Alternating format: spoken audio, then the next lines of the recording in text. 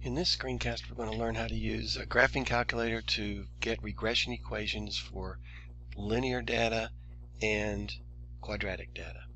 Let's start with a linear regression model. Okay, so this table here has the population of several different states right here and the number of professional athletic teams that each state has. So we are going to go to Stat, Edit, and the first thing I'm going to do is clear out the stuff in L1. So I highlight L1, hit clear, and then the down arrow. Do the same thing for L2. Highlight L2, hit the clear button, then the down arrow. And now in L1 I'm going to put in the populations. It's going to be 6.5, 36.8, and I'm going to pause this while I finish doing this, okay? Okay, so I've put the population in my L1 list and I've put the number of professional teams in the L2 list. And next, I'm going to plot this data.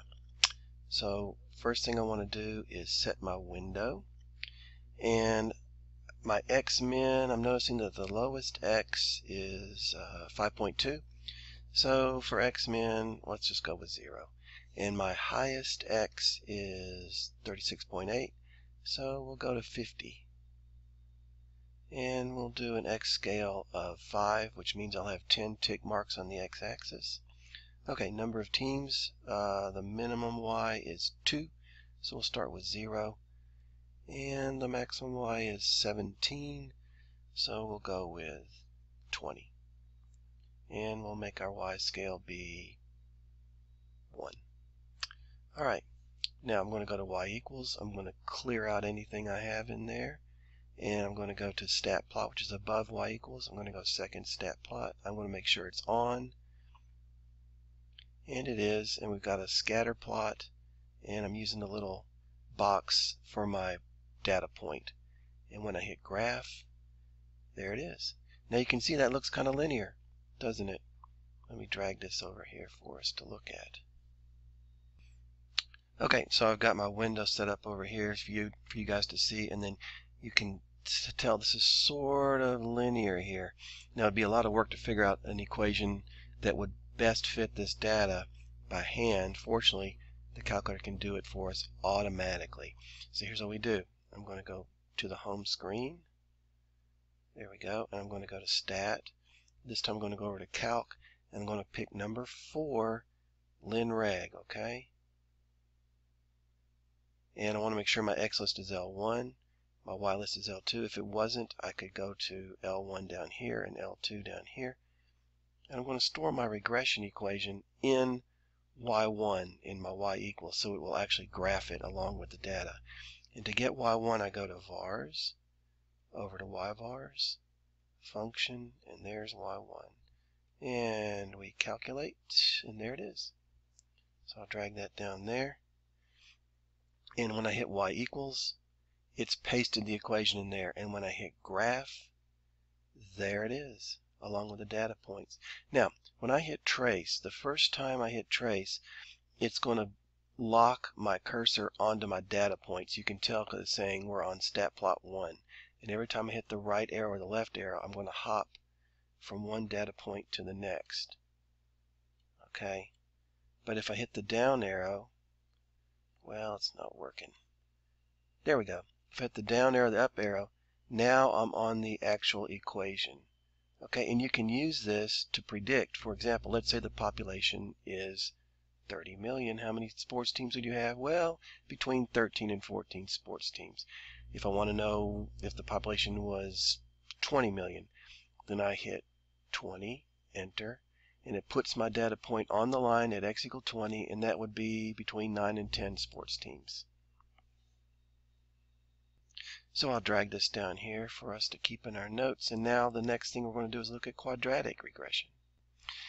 Okay, this data is the number of cars that are entering a shopping center parking lot on a Sunday afternoon, and T is the number of minutes past noon. So right here, this will be 1 p.m. and this will be 2 p.m. and so on. Okay, so I've already entered my data into L1 and L2. I've chosen my window. X min is 10, X max is 250. and y min is 50, and y max is 350. And so if we go to our graph, look at that. That's not really linear. That looks like a nice parabola. Okay, so if your data looks like it's parabolic, we're going to use a quadratic regression. Okay? So I'm going to go to Stat, over to Edit, over to Calc, and this time I'm going to choose Quadrag. Okay, that's number 5. X list once again is L1, Y list is L2. We're going to store this regression equation in Y1 again. So remember, I hit vars, yvars, function, Y1, and we calculate. Bingo, there it is. So it's going to be negative 0.0125x squared plus 3.904x minus 7.25. And when I graph that, you can see that that fits the data very well. And we can use this model to estimate the number of cars at different times of the afternoon. So I'm going to go to Trace, and remember that it starts out on my data point, so I want to hit the down arrow. Now I'm on the actual linear quadratic model, and how many cars could we expect to see at 100 minutes after noon? So I'm going to hit 100, enter, and we can say, oh, around 258. Okay, how many after, say 220 minutes? And we can say, oh, about 247 cars. Okay, so that's how you can use a quadratic regression model. Now there are other regression models depending on the shape of your data. The main ones we use are linear regression, quadratic regression, cubic regression, quartic regression, and going on down. You can see we have another form of linear regression. This is natural log, LN, logarithmic regression, and then this is exponential regression right here. And then this is a power regression, x to the n. And then we have a logistic function, which is what we use for population growth. But right now, all you need to know is how to do a linear regression and a quadratic regression.